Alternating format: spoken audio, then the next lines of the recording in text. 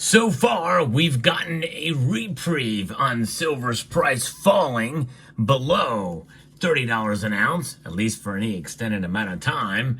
And a little bit of a surprise today with silver reaching the next level, $31. We'll talk about silver's move and how this could play out as economic data and other information comes through and is released this week.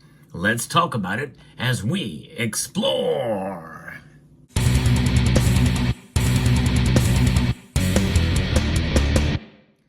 I would say that if silver stays above $30 an ounce by the end of this month and year, we can declare victory for silver in 2024. $30 is a very strong psychological number.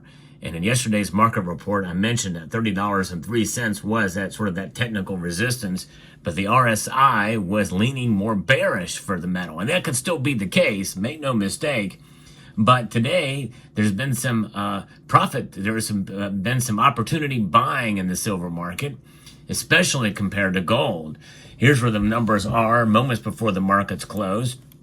Gold is only up 0.11%, up $2.90 to $2,641.90. Silver is up 48 cents now. It's up 1.56% to $31.06. And, silver's price, if you bought silver yesterday, especially if you took advantage of Summit Metals' new customer deal, I'm going to post that deal in the description below again for new customers. You get 5 ounces of generic silver at spot price using a special code, which I'll put down in the description below. But there's other deals over at Summit Metals as well, too, overall. So check them out. Great folks over there, great service. And some of the lowest prices you will find on Gold Eagles out there and other products as well. But here we are with silver far outperforming gold now. Today, I think largely because of opportunity buying, has lowered the gold to silver ratio to 85.3. That's pretty good, but notwithstanding, it's not near where I think it should be, and many of you feel it should be as well. Kitco is reporting here that the gold and silver prices are higher, and for mildly bullish daily postures for the two precious metals, the U.S. dollar index is down a bit, and crude oil prices are higher. There's also likely some safe haven buying on news that South Korea has declared martial law, and now they've since pulled back from that as well here today, and people were buying us an opportunity. I think that played a fairly big role here, and that is something we're keeping an eye on. Things like that can occur and then resolve fairly quickly. Typically, we'll see a pullback to some degree, but given that gold is only up marginally today and silver is up more, I think that's largely due to people taking advantage of the lower silver prices, especially compared to gold.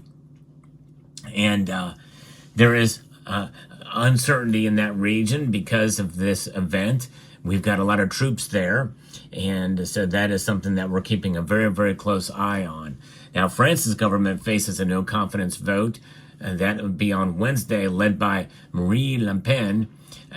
Since President Macron called a snap election in June, French assets have been dragging in Europe, according to Bloomberg. France's divided parliament has been unable to tackle the country's mushrooming budget deficit, raising concern that investors may continue to shun the country.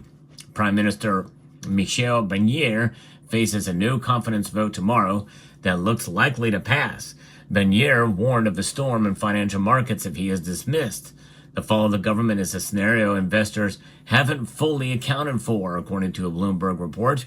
This situation is also being closely monitored by financial markets and precious metal traders. In China, which is not being talked about hardly anywhere, I heard a brief report on it yesterday, forgot to kind of mention it, but their bond yields are down below, I think, 2%, which is a first in their history, leading to some really big concerns about the yuan and the situation in China. So keep an eye on that. I don't know where their bond yields are now, but that's something we're also watching too. It is a busy U.S. economic data week, including the monthly employment situation report from the Labor Department that will come on Friday. Non-farm payrolls likely rose by around 200,000 in November, according to a Bloomberg survey. Wednesday, Federal Reserve Chair Jerome Powell participates in a panel discussion. The OECD will release new economic forecasts on Wednesday, and the OPEC oil cartel meets on Thursday. So that's what we're looking at here. But I think what's driving silver here is some pretty interesting stuff, especially with a lot of the buying that has occurred over at FX Empire. We see the silver market found itself a bit noisy during the early hours yesterday as we pulled back towards the $30 level, only to turn around and show signs of life. At this juncture, the market is hanging around between the 200-day moving average below the 50-day moving average above. So we could be in the sweet spot that could attract a lot of attention. Which is the direction do we go? Noisy patterns like this is the best to pay close attention to the longer-term trend, as typically consolidation will lead to some type of continuation. But as traders, we have to come up with something, and a move above the $31.50 level, it gives more confidence in the silver market that we will have formed a so-called W pattern in technical analysis terms. And so we'll see. We'll have the uptrend. You got to understand they're still looking for cheap silver to take advantage, as the market has been decidedly bullish for the entire year. But if we break to the upside, we eventually will try to get to that $35 level, the magic $35 number, which I don't think we're going to see this month or this year. And as I remind folks, that was my revised target for silver this year. We were 9 cents short of it earlier. And nonetheless, we'll keep an eye and a focus and see what happens. But silver remains a metal that certainly will intrigue us. And really, we should celebrate silver this year, even if it just stays above $30 an ounce, or even if it pulls back. I think even if it pulls back to $28 an ounce, that's not too shabby for silver for this year. All things being considered, especially where there's so much working against silver's price in terms of the complexity of the market and what moves the price in one direction or another, especially with regards to silver being seen more so as an industrial metal. As an industrial metal, that means that good economic scenarios likely could be bullish for silver. So that's something we're keeping an eye on. That's something that could be a possibility that could come our way in 2025.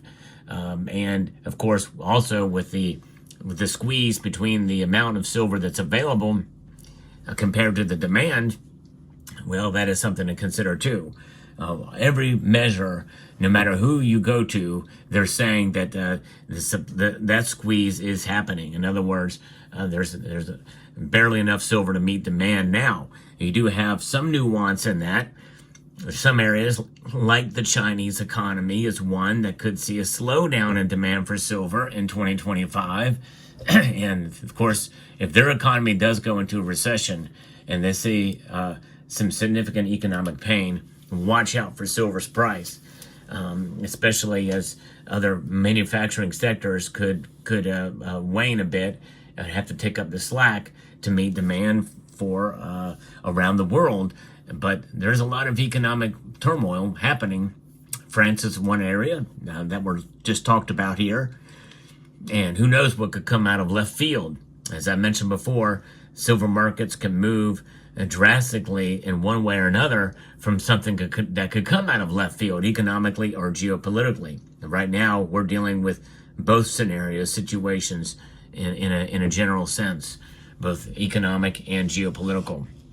So there you have it. Now, what I like to do on this channel is bring you the latest news in the world of precious metals and analysis. So if you enjoy what I do here, press that thumbs up button down below. Liking these videos does help get the word out, and I'm trying to grow the channel, and I appreciate everybody's help in that. It doesn't take much effort and energy to do so, but we'll see what happens. We're going to keep an eye on silver, and as a reminder as well, before the beginning of next year, or right around the beginning of next year, I'm going to be posting my my prediction, my year-end prediction for 2025 for silver. So stay tuned for that video coming.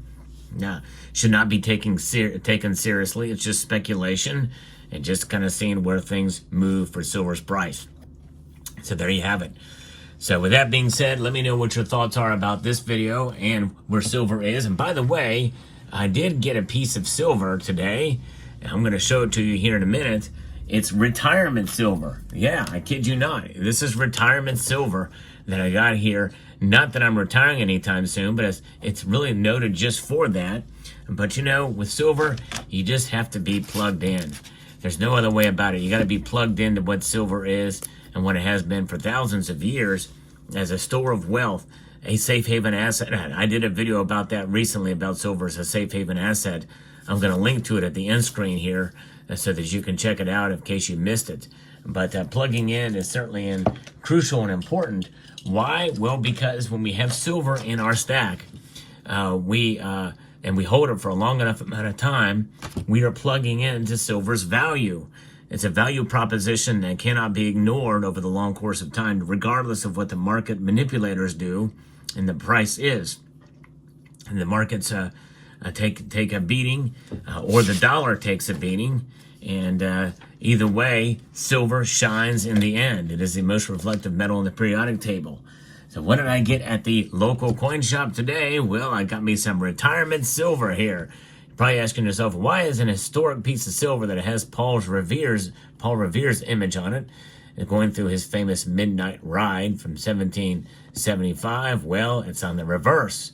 That is, makes it retirement silver, independent living bullion. Who would have thought it? That's right, independent living bullion. This is my retirement bullion. Yes, indeed. You're going to be independent or assisted living. This is independent living. You know, you retire, you go to an independent living neighborhood or subdivision, and you retire and do that. But you know what? We can be independent livers, or people who are alive and being independent, for sure, with silver. Silver helps declare your independence, and that's what this is about. So there you have it. Let me know what your thoughts are down in the comment section below. Hope you found this video informative, insightful, and educational. Would like to extend a multitude of gratitude to each and every one of you for taking the time to watch, and encourage you to please rate, share, comment, and subscribe.